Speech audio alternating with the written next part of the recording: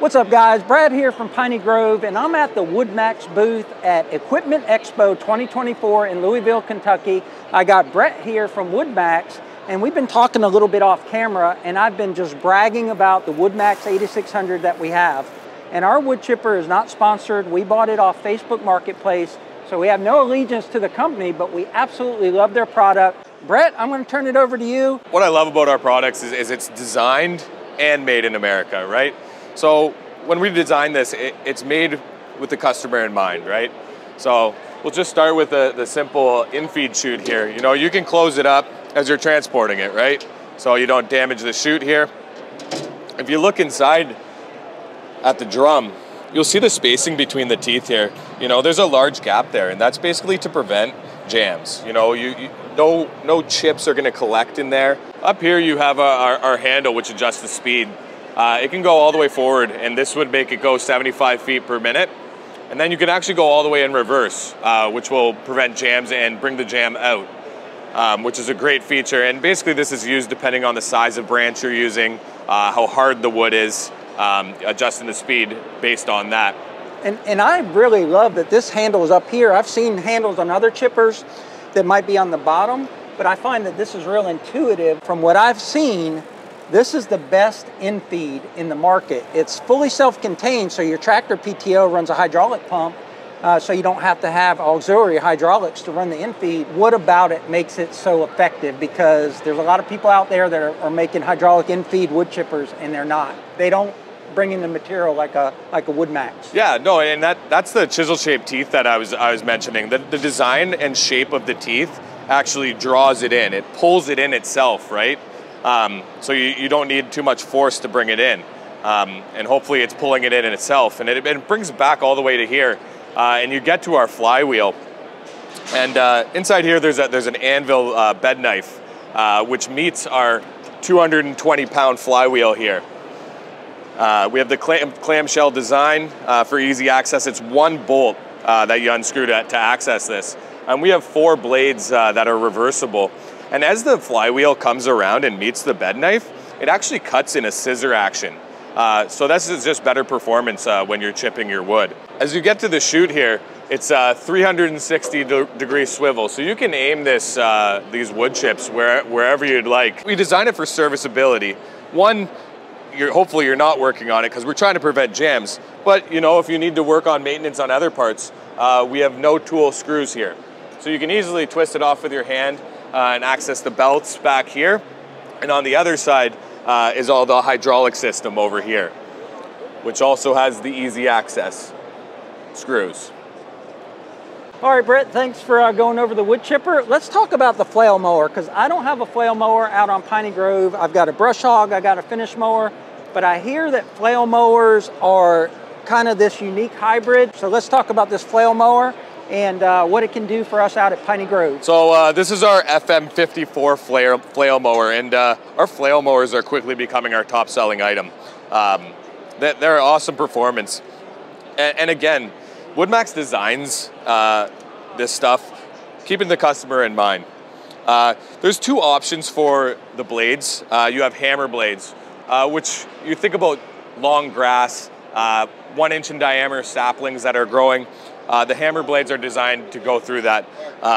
Then you have your Y blades, which is really meant for a cleaner finish. This is a 54-inch mower, but it actually has a 47-inch cutting width.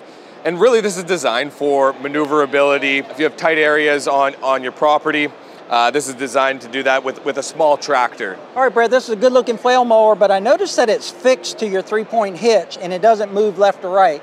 Does WoodMaxx have models that hydraulically shift to the left? And there's also some that articulate, but I assume there's more models than just this one. Yeah, we have some larger models all the way up to 96 inches, and some of the larger models have that feature that you're mentioning. Basically with this model here, it's just designed for great maneuverability, right? So you just want to have it the width of your tractor. What kind of feedback are you getting on your flail mower? And why has it risen up as your #1 product? That's a great question, Brad. I think it really comes down to the performance that we put into these. Everyone's been happy, a lot of great feedback with these flail mowers.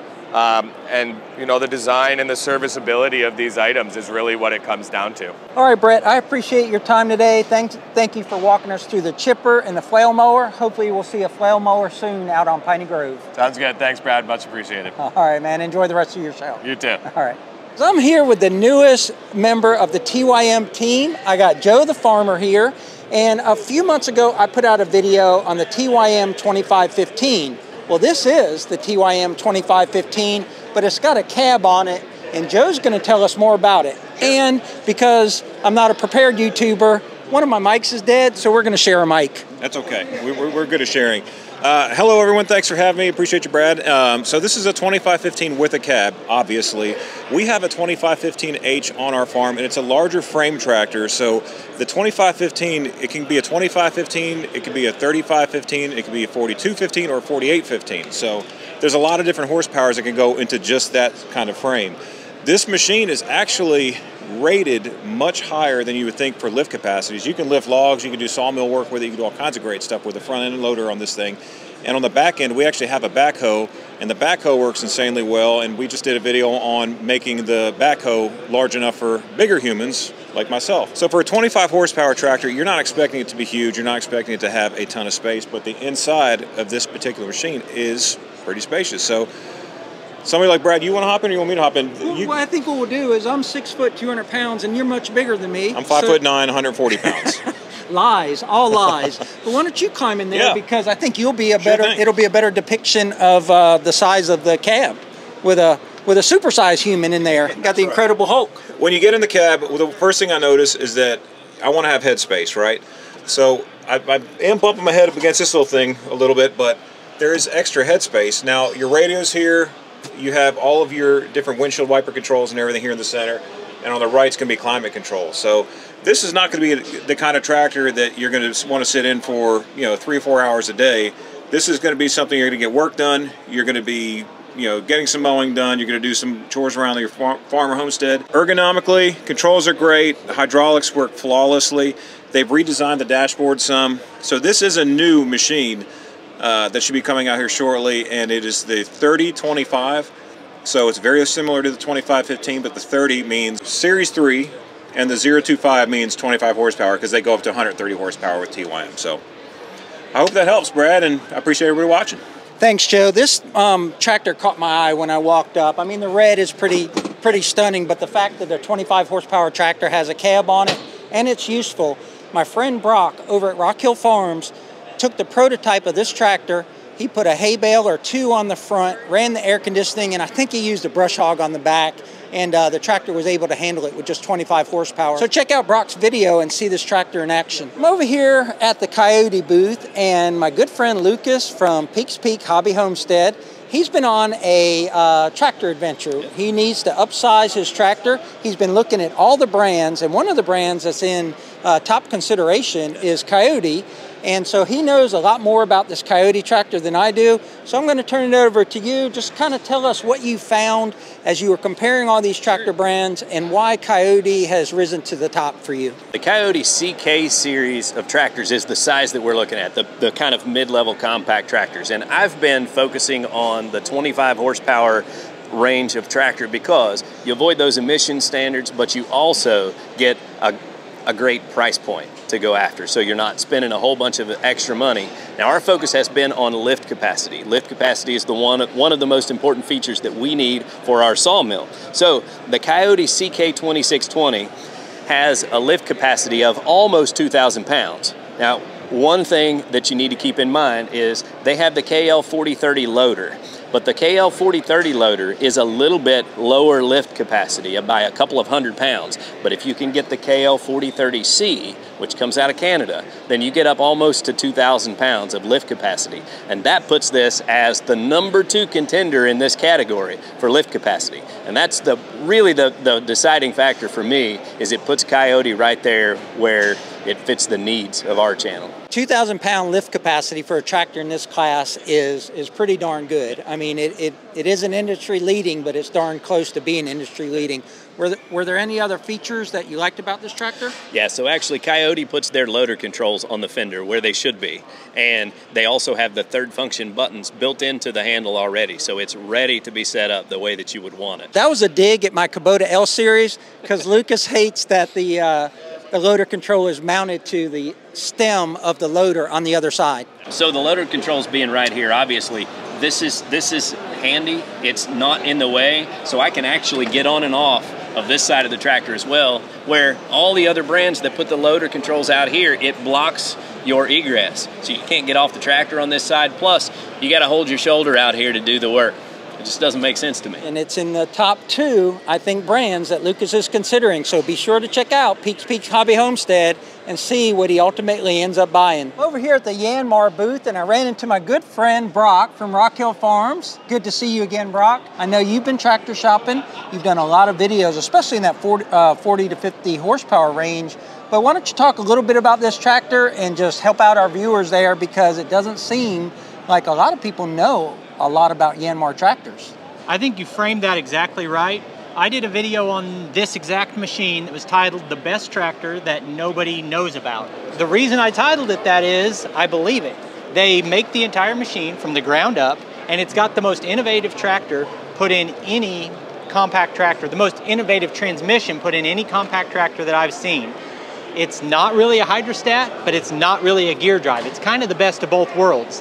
And I'm not going to try to go through the whole thing, but if you want, you can search my channel and you can check out that whole video. This is going to be in the mid-price range, but I think it's top-tier quality. It's engineered in Japan, just like a Kubota, and they build the engines, which Yanmar engines go in all kinds of equipment, and they engineer the axles and everything about it from the ground up. So I'm a huge fan of these Yanmar tractors, and this is the model I would get if I was in the market. Okay, Brock, you said you're a huge fan of this tractor, quality machine, but are there any features on this tractor that set it apart from other tractors that you've looked at? I think it's integrated hydraulic, manual, mechanical transmission. And I think that is what makes this machine stand apart from the competition. It's a real sweet looking machine, but what's the price range of this? So like in comparison to other machines you looked at, I know that you've been price comparison shopping as well, not just comparison, not just reputation and features, but where does it stand price-wise? So prices are always variable by location and time of year and all of that, but for round numbers, as I was pricing, the cheapest tractors being around 40 and the most expensive around 60. This was right in the middle at around 50,000, low 50s. And you consider it a good value and is definitely at the top of the list of the tractors you would want to have out at Rock Hill Farms. I ranked top 5 and I put them in that top 5. Top 5. All right, Brock, enjoy the rest of your show, man. It's good to see you again. Always good talking to you.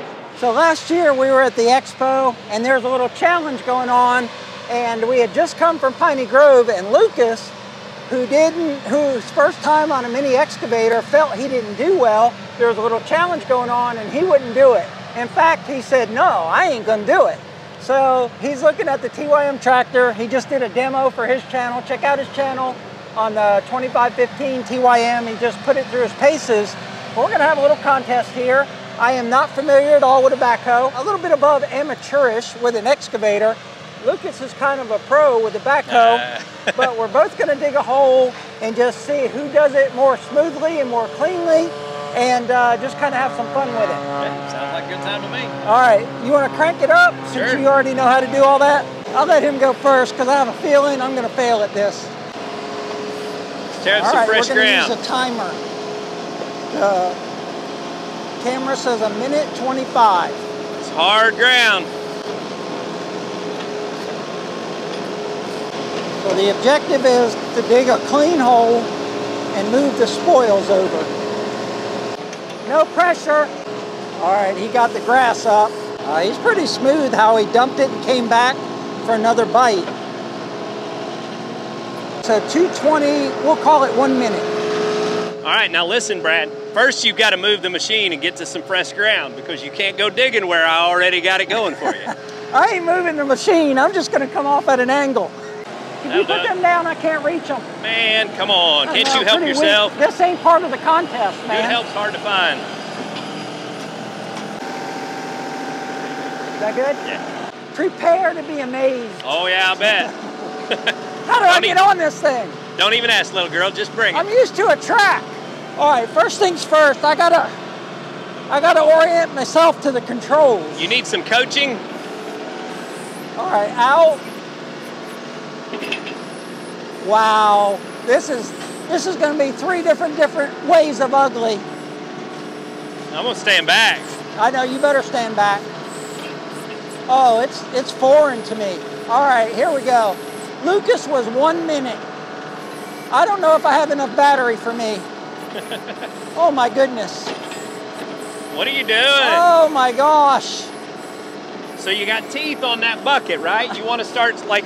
Dude, I can't even get it to hit the darn ground. Just break through the grass, you know? You got to break through the hard part. Just a little bit. All right, so in all fairness, and I'm losing my voice, I'm used to an excavator controls, and they're different than a backhoe. But I don't know if you can set this to excavator controls. But Excuses. I think your time's about up. You haven't scratched the ground yet. Oh my. Oh, you're almost there. Oh my. Now, feather them back. There you go. Hey, no, got to keep it down. Got to keep it down. You win. Let's go find an excavator.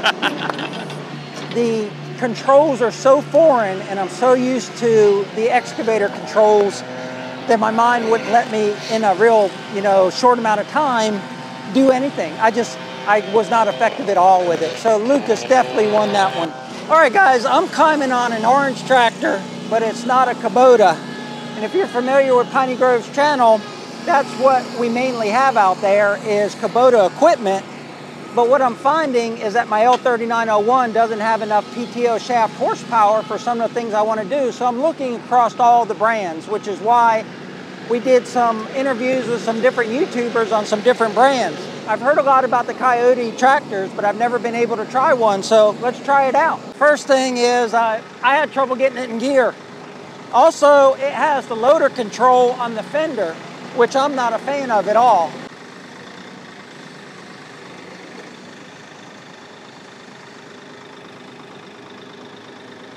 So the hydraulics and the loader control are very smooth, but I do not like the loader control here on the fender. All right, guys, I have used a Kioti tractor now, and here's what I'll say about it. It's different, and I think that these type of events are necessary, and I say this in all my videos when I talk about what tractor you should buy, is you need to go, look at the specs. Do the specs meet what you want the tractor to do? But go sit on it. Does the tractor fit you? And I think in just a few minutes, you can determine if the tractor is comfortable to you. Now, a lot of these controls are foreign to me. I'm used to the one pedal system on the hydrostatic. This has a two pedal system, but it's a little bit different from the Summit tractor that we have on Piney Grove because the pedals are offset. The loader control being back here, something that my friend Lucas likes over at Peaks Peak Hobby Homestead, I don't prefer it here. I prefer it up there. I feel like this tractor has a lot of power. It's 35 horsepower. It's very smooth, but it would take me some time to get used to it. And what I always say about tractors is there really is no bad brand out there. You just got to find the brand that's right for you. I guess Kubota doesn't want their products on YouTube. I like that little wheeled one. Lucas, what do you think about that? I'd kill myself with that. I think so. You'd be on top of me before the first day's over. Make a great video though. So if you haven't been to an equipment expo like this, they also have the National Farm and Machine Show in a few months in February here in Louisville, Kentucky. You really owe it to yourself if you do this type of stuff. If you do homesteading, you have a farm in the lawn care business, just to see everything that's out here, because there's a lot of things out here that I just didn't even know existed. And it's just awesome to be able to not only see it inside, but come out here in the demo yard and check it out as well. All right, we're gonna get a little bit of footage of the Yakta in action. They got a nice little track set up here. That's the 720, so we have the 710 at Piney Grove. There's the 120, that would be one of their smaller mowers. But that's probably better for residential anyway. They've even got a big dirt track set up so you can test all of the different side-by-sides. There goes a John Deere Gator. Here's a Kioti. It's like it's got a nice cab with air conditioning. These machines are not cheap, so you don't want to buy the wrong one or invest in the wrong one. Here you can test out. I think there's a Easy Go or something like that. There's a Bobcat. There's a Kubota. There's a Yanmar. John Deere, of course, and then we already saw the Kioti. So you get multiple models. You can drive them all out here, and then just determine which one, like we talked about with the tractor, which one fits you better. Not what's the best review out there, because what's good for someone else might not be good for you. 815 Gator. Oh, Greenworks. That might be, I'm thinking that has to be electric. Sometimes we just want to cruise around the property and enjoy nature and sneak up on deer and stuff, and you just can't do that with a gasoline or diesel engine. So Lucas has already shown that he can beat me at a backhoe. I haven't driven a skid steer in years, so I'm not even going to try it today or in this video. You'd lose at that too. Probably. These boys are getting down and dirty at the Ferris booth. I wonder whose job it is to wash all these things off afterwards. So this is my inception moment. I'm a YouTuber filming another YouTuber filming a tractor. All right, guys, that's going to wrap up the Equipment Expo in Louisville, Kentucky for 2024. Did you have fun, Lucas? I did. I had a really good time, and I got to get on some of these tractors that I've been considering buying, and that's helpful. For sure. But until next time, you all take care out there. And remember, life's short, tractor hard, and what do you always say? Get outside and enjoy God's creation, because it's beautiful out here. It sure is beautiful out here today, guys. Take care.